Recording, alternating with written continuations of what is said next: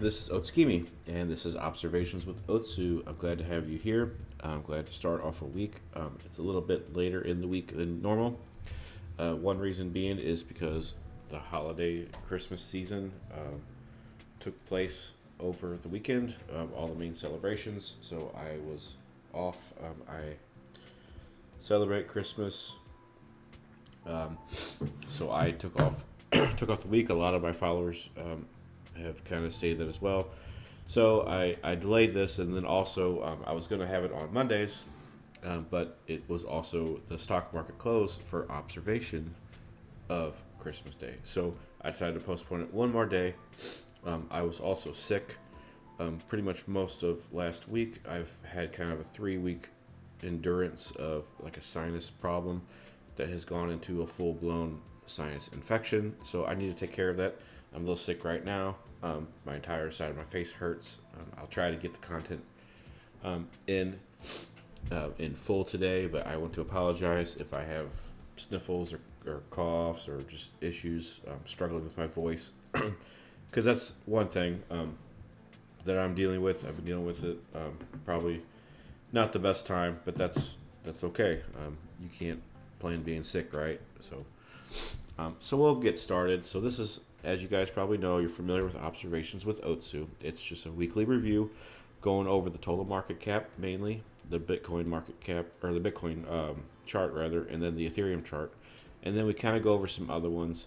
We tend to favor Binance Chain, Dogecoin, and then we used to cover Solana. I think we might do that. We might cover a little bit more coins as well. But because of the holiday season and because of the market conditions together, it's really been a recipe for boredom.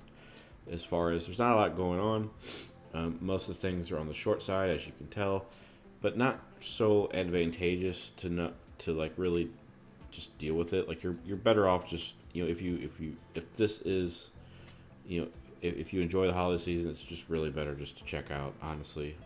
This is the kind of the market that I don't really like to cover that much because the macro view doesn't really change for like a month or two.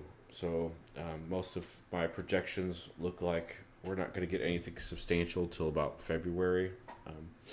And I think that we're going to get a little bit of bullish opportunity at the end of February. But until then, I think the chart's really just got to say kind of a macro move. So I don't know how long this video is going to be.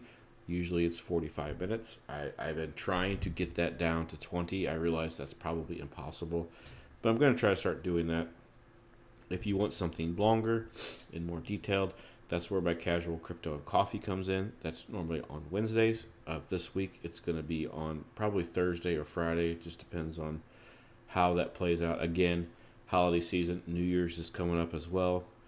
So we have another market close coming up, another festivities that continue. So I'm kind of playing really flexible with the past week and then this coming week as well. I'm also going to be going out of town the second week of January, so I don't know how that's going to delay the videos. I don't think it will, but I just want to keep that in mind. Maybe I can do like a road trip version because I'm going to be driving all day. So maybe I can kind of just do some audio, just explanations. But honestly, before you even watch this, it's worth noting, if you got anything going on right now, this is the time to do it, right? This is the time to go enjoy your life, go enjoy your family, your friends, or what have you. And then just set your alerts, right? Look at the macro view and see where that goes. So I can guarantee you, this is, I do this for a living, so this is why I'm here. It's something that I do enjoy doing, even though it can be a little more tedious at this. Obviously the real money is the bull market, right? So I'm, as far as my personal portfolio, I'm setting up long-term positions. I've started to, and so that's something I'm preparing for 2003. So in aspect of that, I am going to briefly cover Bitcoin first before we go to the total market cap. And I'm going to look at the 12-month view. And we're going to look at Brave New Coin, as it's usually the most historically accurate as far as length. Actually, we're not going to do the 12 months. I think it was the 3 month, or was it the 6 month? Can't remember. Um, I don't even remember. I think it was the 12 month. Yeah, yeah. Yeah, I think it was. And then I ended up putting it on the log chart, which I don't normally like to do. Yeah, this is it. I was right at the beginning. Um, so I don't like the logarithmic chart that much, but this is a good example because we ended up a very bearish year, right? And that goes without being said. That also goes out without being said as far as all assets. The stock market is relatively down across the board. Some good, some companies are down 60-70% this year. They're doing layoffs, et cetera, et cetera. I got a buddy that has he has some pretty good jobs, and he is having issues with the layoffs and things like that. So I understand that it's most assets are suffering. Silver's not one of them. I think have done well. Certain other ones have done well as well. And we'll see how that goes to 2023. As far as Bitcoin goes, we've had a pretty bearish year. It's actually not the most bearish year. This one was 2018, and I started in this one, so it was great to see this and then come back down. That was very harsh as a new trader. But this is my entire trading life summarized in crypto for the past 5 or 6 years. This is my 6th closing candle that I'm dealing with. So one thing I wanted to see with this, again, I don't like the logarithmic, but it's a better visual, that we have not gone 2 bearish candles in a row. So statistically speaking, we could expect a bullish year next year. This is kind of a year in review, right? I'm not saying that we'll get a bullish year. I think that we will. I'm not saying that we will, but I personally think that we will. And the statistics favor that as well. So it is worth keeping in mind, though, like this, we've only had 3 bearish candles on the whole chart for the 1 year candles, right? But this one we had a pretty substantial wick. This one we had not so much of a downside. We did, but it didn't put in a new low, but it didn't put in a new high either. And so in both cases, we didn't put in a new low, we didn't put in a new high. So I'm pretty much expecting that as well. So I think if we focus on this range, I think this is a good gauge of what we can expect. I think that we can go lower. I'm not saying that we will, but also keep in mind this is a logarithmic chart. So if we go much lower, it would pretty much look like right here, right? I mean, even if we said that we're going to like 8,000, I mean, that's like roughly right there. And that's, as far as the macro view, that's not going to, I mean, we're not going down here, right? There's just no way, right? So that's why, another reason why I put it on the logarithmic chart, to kind of give you a sense of visual as far as like, all right, we don't have that much downside left. The long-term favor trend is going to be the bull side, and again, like, I also want to emphasize that, this is like, this up here is like 185,000, right? Like almost 200,000. So I don't want you to think that we're going to scream higher either. Like, we might only get like up here. So in hindsight, or foresight for the hindsight to come, this is going to be pretty not significant of a candle on this visual, but I'm pretty sure we're going to stay within this range is what I'm trying to get at. And so the bottom of this range is about 15,000. Top of the range is about 48, 46, 48. Maybe let's just say around to 50,000. So if I had to just guesstimate how next year is going to go, I think we're going to have a bullish year. But I don't think we're going to have as bullish a year as you think. I think we're going to stay below 50,000. I think it's actually much more likely that we close below 40,000. So I think we'll be lucky if we get a 2x for the year next year. And that's okay. That's okay. And I want to emphasize that right now I've accumulated just a little bit, about 15% of my portfolio, nothing special. But next year I plan to accumulate a lot more. And so my plan is to accumulate 100% maxing out my portfolio, which is I usually max out about 90%, and so accumulate to the 90% mark somewhere in 2023, probably more so in the second half of 2023, and then gear up for 2024. And that's going to be a long ways away, but it's not going to be as long as you might think, right? So I want that to keep in mind that that's what the macro looks like. I am anticipating a green year next year. Statistics favor that. I don't know how that's going to look with stocks. And honestly, I don't care. I'm here for crypto, right? I do stocks. I can talk about stocks, but I don't cross the streams, so to speak, as far like a Ghostbusters term. Like I keep the assets separate. I don't look at S&P 500 and the Nasdaq with crypto. I do look at DXY. I don't think that all three should be looked at together. It's okay to look at the DXY with the stocks. I'm okay with that too, but I don't try to mix assets to try to correlate them together. I don't really care if they're correlated or not. I look at them as a single stream of assets. You know, I mean, I look at DXY, but I don't incorporate that into my trading application either. I just look at the macro view. You know, like let's look at the DXY, and you can see here we had a pretty sizable wick for the year. One thing that if we zoom down to like the 2 week, we had a 2 week bearish divergence. That's what I was looking for. We got it, and I think I got a sell signal. Oh, that was that was a different time frame, I think. But you see, I had this one playing out here. We have one playing out here.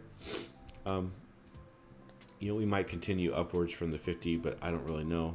What I look at as far as like DXYs is the divergences. You can see here, most of the divergences that we had ended up playing out. And so we might have a little one here to work with, I think right here. So there's a chance that we could go up a little bit.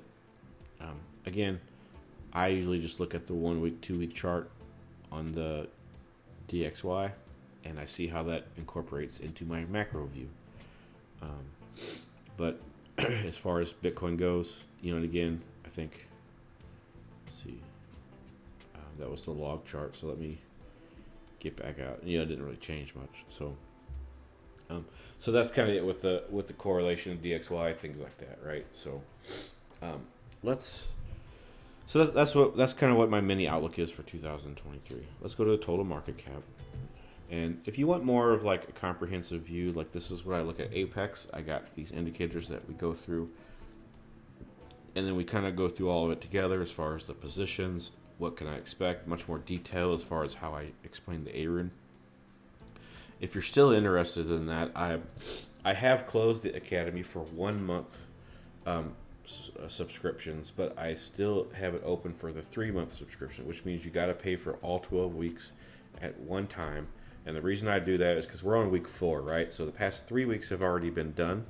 If you sign up, let's say you sign up now, you'll get access to week 4. You'll get access to all 3 weeks previously. So you'll automatically get access to like 20 hours of video. I'm averaging about 5 to 6 hours of video a week. I promised about 4 hours a week. I'm getting about 5 or 6. So you'll automatically get like 20 hours dumped on you. We're gonna start week 4 and continue to week 12. So that's why I have to charge a complete 3-month plan at one time, because you will get access to everything at one time. So that's the only way I can do it. So if you are interested in it, the promo code Christmas is still available to the end of the year. That gives you about roughly 10% off. So you can take advantage of that. And I think it's on my Twitter, on my feed. It's also in the Apex Twitter account, which is Apex A Trading, and I can link that into the description here as well. So total market cap. All right, so on the total, sorry, I'm just not feeling the best all of a sudden.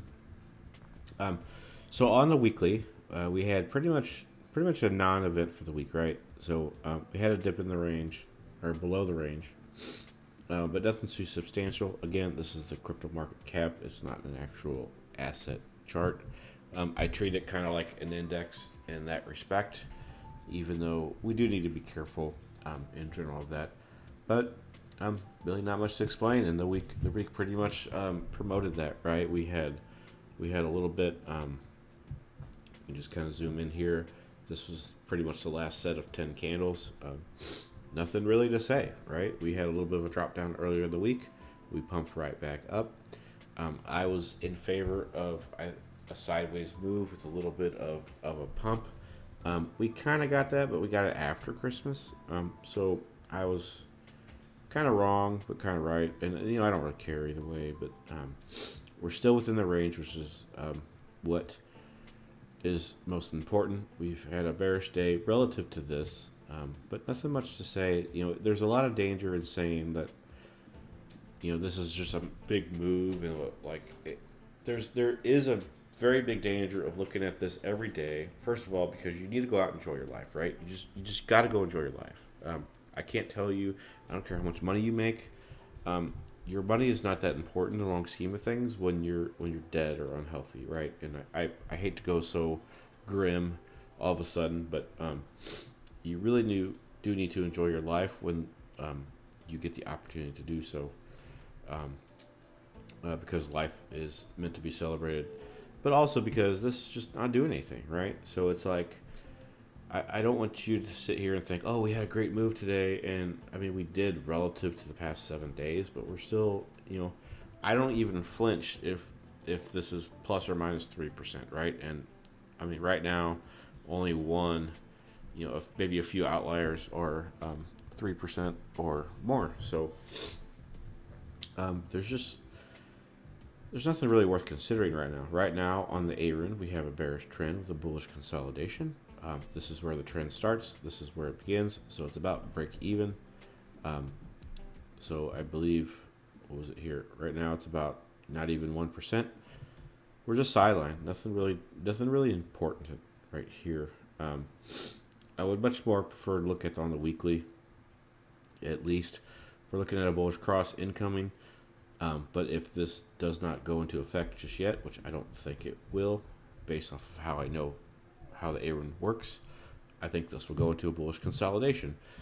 I say all that mumbo jumbo to say I think probably within the next 2 weeks, probably after the full New Year's Day, and after that, so maybe the second week of January, I think we might see some bearish momentum.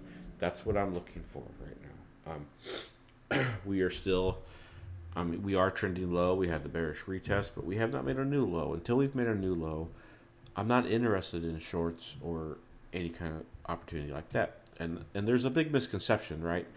From a price action perspective, people look at this as like, all right, we had this. This was your test. This was your retest. This was your breakdown. So that's your bearish breaker. Excuse me. And then we had a bearish retest. Okay. That's valid. I follow that. I follow that to a T. And I implement that into my trades. The problem is that we're already low enough, for one, that the momentum on the low side is very low. Two, there's people are asking well, where are the buyers? And I keep saying, well, where are the sellers? There's no sellers either. Keep in mind, this candle was the FTX candle, right? So since then, we've done nothing. So you don't want to look at this as necessarily a bearish retest, although it is. You want to look at this as a separate order block, like this. This order block is still valid, but I'm going to get rid of it.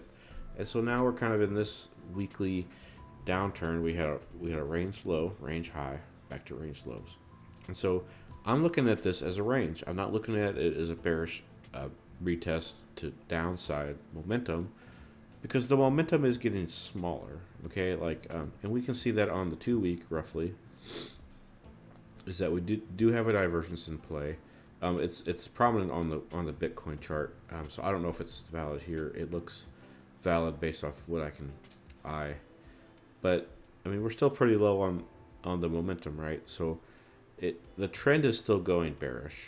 But the momentum is slowly decreasing, and so the markdown is not going to be as impulsive or weighted as it could be.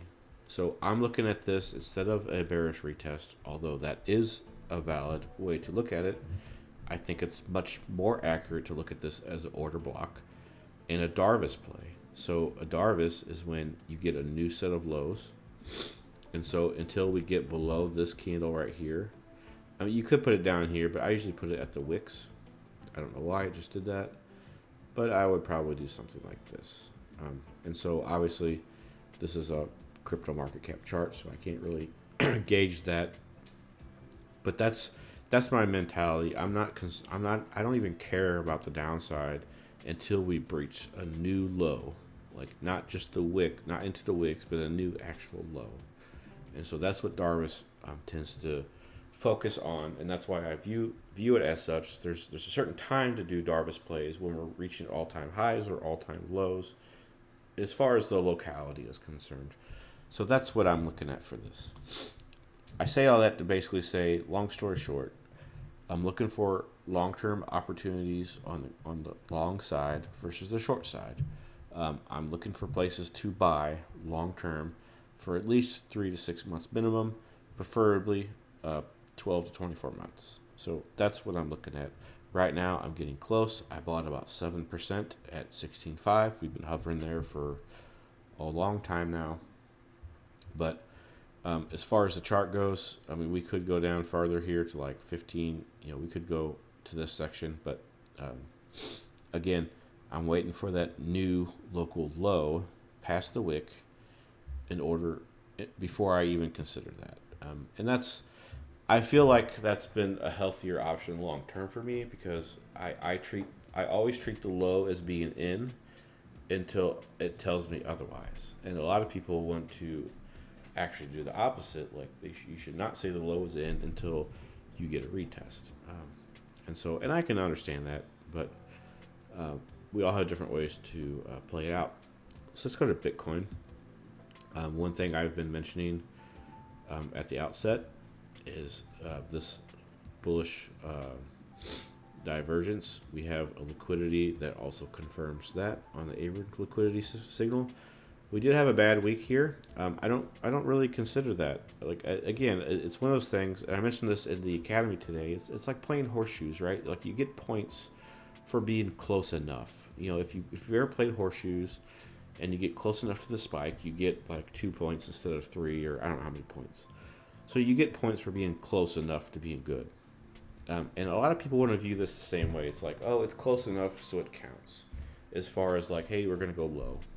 Or when they try to look for confluence or confirmation of a trade that they want to take, if it's close enough to them, they consider it. And I think that that's a wrong view. I think that you should absolutely wait for confirmation, because you never know what's going to happen. Right now, we got the lower low in here. We got the higher low on the divergence. I've had a lot of people argue with me about this. It's technically valid on statistics as far as the numbers. The angle does not matter. As far, you got 35.68, and then you got 34.52. It is valid. It's been valid for 3 weeks, or 6 weeks rather, almost 6 weeks.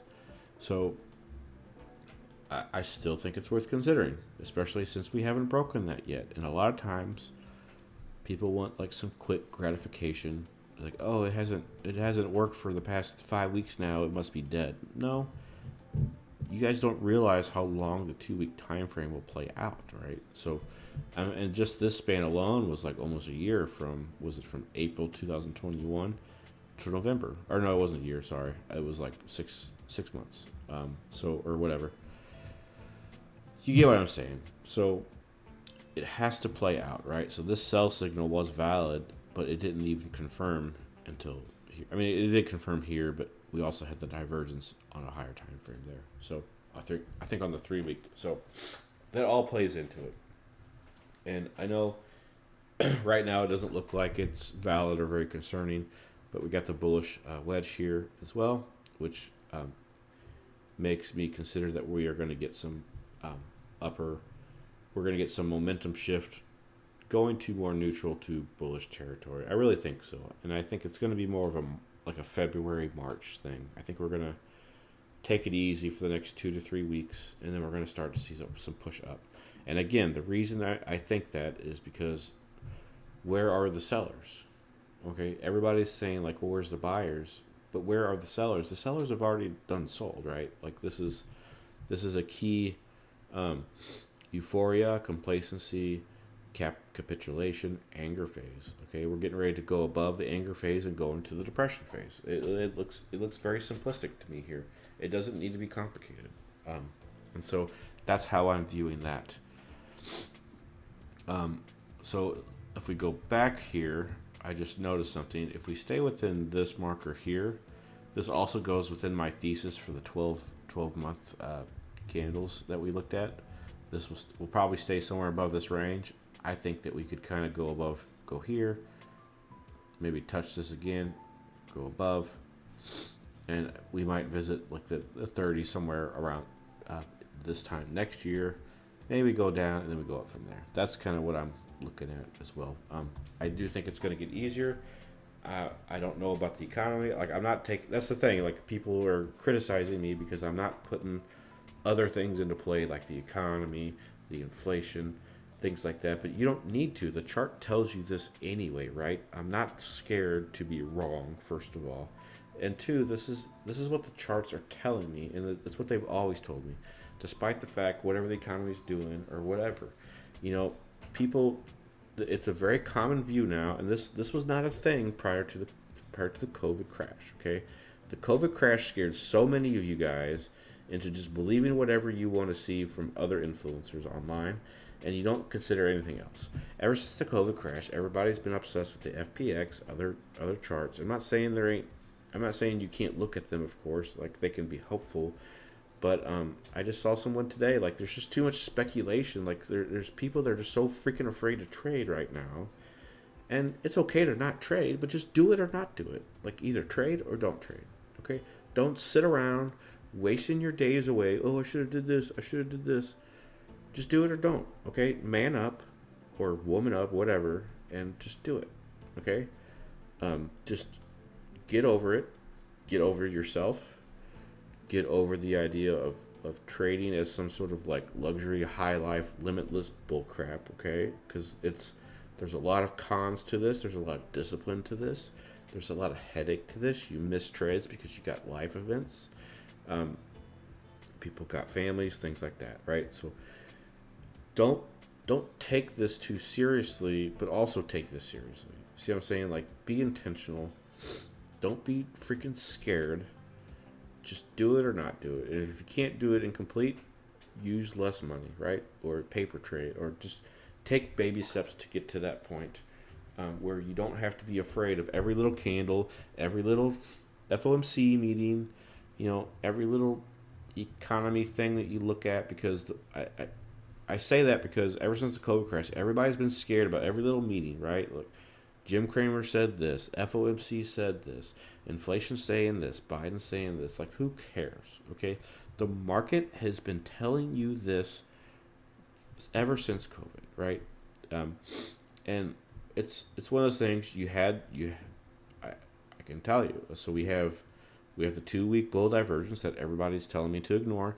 It's still valid to me. I'm still going to do it. I don't care if I'm wrong, okay? But what are you going to do if I'm right, right? I'm not going to brag about being right, but I'm going to say I'm going to be a buyer. If the chart's telling me something, I'm going to do it.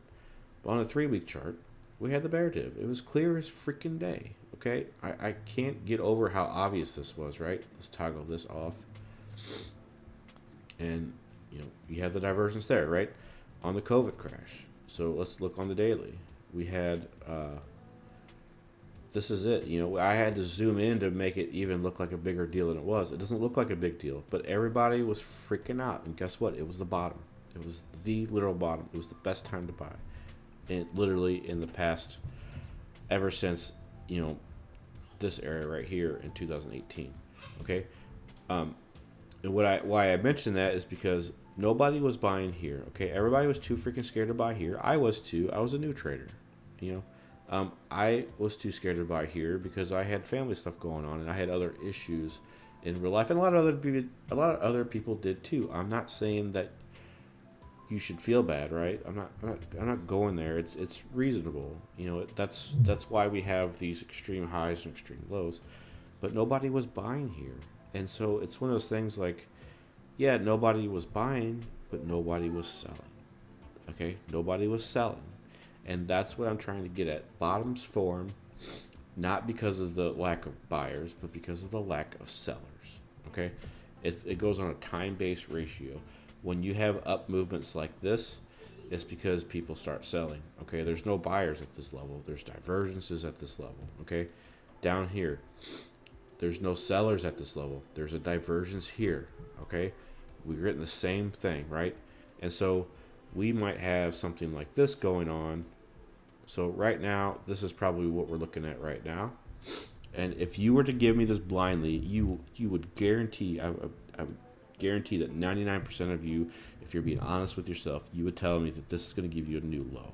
Okay, despite the fact that we had a divergence, despite the fact that we had an 86% drop down, despite we had this big drop down here, but this is exhaustion. If we look at volume as well, we had a series of lower volume. Okay, that plays into it as well. When you have a new low with lower volume, there's less sellers. Okay, the sellers have been selling and they're already done selling potentially, and so this was literally like the bottom. This candle probably was very close to the bottom, right? But I guarantee you would have told me if you were even around, you thought it would be going lower. Okay, and obviously we know in hindsight that it went straight up from there. We had a big buy in. That was another key.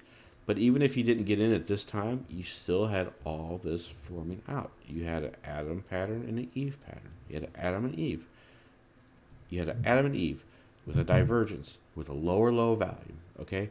And you had all this stuff going on, and people didn't even consider buying this until we had a big jump up, which should be happening soon. But if you see here, you had this big, there it goes, or no, it was a wick, but if you look at it like this, right? So let's stop it here, and then we'll go back, see where we went. There we go. We had like at least a 6-month period, right?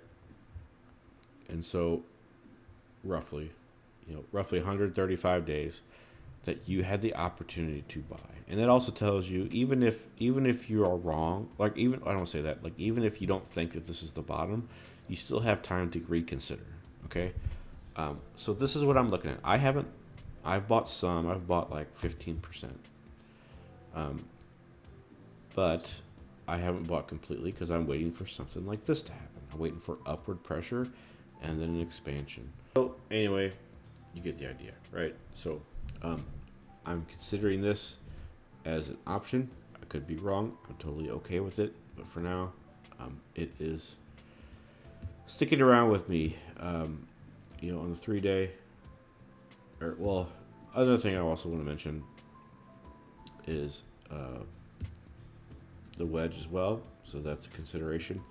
It's also going to be one of those things, if the wedge fails, it's going to have a larger acceleration downward. And so again, I go back to the thing, like I could be right, I could be wrong. And either way, I want to play that result. I don't care about initially being right or wrong. I look at what am I going to do if I am right or if I am wrong. If I am correct on this thesis, I'm going to play the break of this wedge. I'm going to play the break of the divergence. If I am wrong, I'm going to play the down break, right? And so I mentioned this also in the academy, that there's a very good chance that we'll hit 12,000. And if that's so, I'm a buyer as well, okay? I'm a buyer if we break. I'm a buyer if we come down here, okay? Either one is just going to be just as scary. And that's the thing. You gotta just get over it, okay? You just gotta get over being scared to navigate through this. Wait for a macro move, right? Things like that. So let's go ahead and move to Ethereum. 1 week has pretty much, it played out in a bullish week, but we're still within this mini range. Again, nothing that I haven't already said the past couple of videos. We still have this bottom area order block. Had the retest of that, had the breakdown, and then now we're going sideways during the holiday season. Got the bullish cross coming up potentially. If this doesn't, this still sets up a potential bullish consolidation. Overall, this is still a little bit of a retest. If you do the wicks, we're still holding above the mid, so I'm cautiously bullish at this frame. Okay. Now, if you zoom out to the daily, I don't know why I got these alerts there actually, but you can see here we broke up above here, consolidation, break down, another consolidation, and so now we're just kind of hovering in the middle of nowhere, right? So on the macro view, I would just play the range of this, right? Nothing really spectacular with that. That's honestly what I would do. And so we got the same thesis, right? We got the bearish trend with the bullish consolidation on this. So that's playing out currently. There's nothing really to say here. It's just ranging right now. And again, it goes back to what I said. Where are the sellers? Okay, there's no buyers, but where are the sellers, right? So we got to play that out. And so another thing to consider too is if we do get a lower low on Ethereum and Bitcoin, but if we don't get enough volume, that's also worth buying, in my opinion. I think we'll have to look at the actual candles when we get there, but that's a consideration. Let's go to Binance Chain, or Binance Coin rather. Had the breakdown below this. I had this set up on the daily. I had the breaker above. We ended up retesting that down here, but we ended up fading that anyway. So now we're kind of going on this. So this bearish retest, this is more valid to me because we had just a big, large range. This is where I would be concerned. I think that we could go lower. This is a decent setup on this. And I would look at something like this on the macro view. I don't know if I would actually play that. I'm not a big fan of Binance Chain as far as trading it actively on like short positions. But we have the bullish wedge here that has not played out bullishly, so I would expect a larger downturn. So I think we could revisit, the upper 190s and then maybe bounce from there. So anyway, as far as the lower time frame is concerned, we are going above here. I think that we could actually get this retest. So that's this is kind of something I would look at. I would maybe look at a test of this breaker and maybe do something like this. So I think that's a good option as well. Overall, I'm not even considering long-term long positions until we get above there. So my macro view for Binance is a little more bearish than other coins. We'll go over Dogecoin, and then we'll probably look at Solana. So I had this played out. I'm a very big fan of this fading to here. Dogecoin just has a very, very, very high strike rate as far as pumping really high. We have the divergence here, and then also it has a high strike rate of fading that pump almost every time. And so if you look at that on a line chart, this is very, very crystal clear to me. It's actually even more clear on the 12 hour. So if we kind of do like this, you kind of have the divergence there in play. So and then we even had the bullish divergence here. So again, I want to pause to say, like, I'm a big fan of divergences for a reason. Like, they're effective, right? I get a lot of flack for divergences, but I've had yet to have anybody prove me wrong on a consistent basis, because they work. They're one of the highest things that you can see visually, and they have one of the highest strike rate to success ratios out of any other pattern. Okay, and so I've been using it for a long time. And so again, you also have a bearish divergence here. So you had bear div, bull div. Okay, another bear div here. You actually had a triple bear div there, or a double, a double div, whatever you want to call it. And then you had another bull div here, and then that did work. But now we're kind of just hovering, and I'm expecting this to fade. But look, I found 4 divergences, and that tends to happen when things like Dogecoin pump so hard. And so see how easy that is to navigate? All you got to do is look at it. And the reason that most people don't do it is because when you're in the moment, you're looking at it like this, right? You see a candle like this. Let's see if we can change the candles. You see this, you're wanting to long the heck out of it, right? And I can tell you, if I see a pattern like this with a pattern like this, I am cashing out and potentially selling, shorting, I should say. Because the majority of the time, you can make fun of me, you can tell me I'm going to lose my bags. I don't care, because most of the time, this is the correct position to take, is to short this position. And you might say, well, Otsu, it's easier to say when you hit the replay chart and you look at it in hindsight. Well, I'm telling you right now that you have bull divergences on certain assets, right? And this is key. So, and when it comes to actually doing this in real time, you're too freaking scared. Okay, most people are too freaking scared. And I've learned over time that you can't just be scared about this. You just got to play it out. So that's what I see. I see a fade into this level, and so that's what I'm looking at. We'll go into Solana. This will be the last one that we cover. I'll cover more altcoins in the later video this week.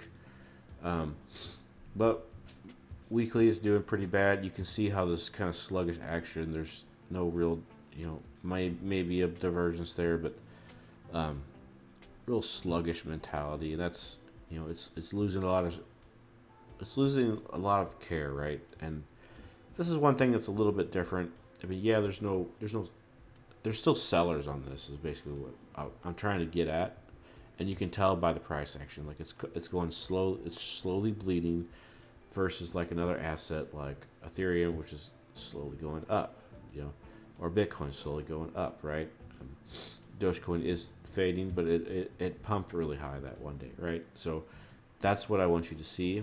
That's where there's like a behavioral difference in that, and there's nothing really to say here with that. I have been very vocal about my 4-day trend on this. I would like to see this have a 4-day reclaim on a bullish side on the trend versus a reclaim of this level, and that's really about it with that. It doesn't look pretty for Solana. It could be a good performing coin next cycle. I don't really know, but as of right now, I just don't see it happening, and it's not worth playing right now, right? There's better opportunities, and like I said early in the video, like it's a good time to just chill, enjoy your life, enjoy the rest of the year, and enjoy the New Year's coming up. So that's it for this video. Let me know what you think. Like, subscribe, and I'll see you next time.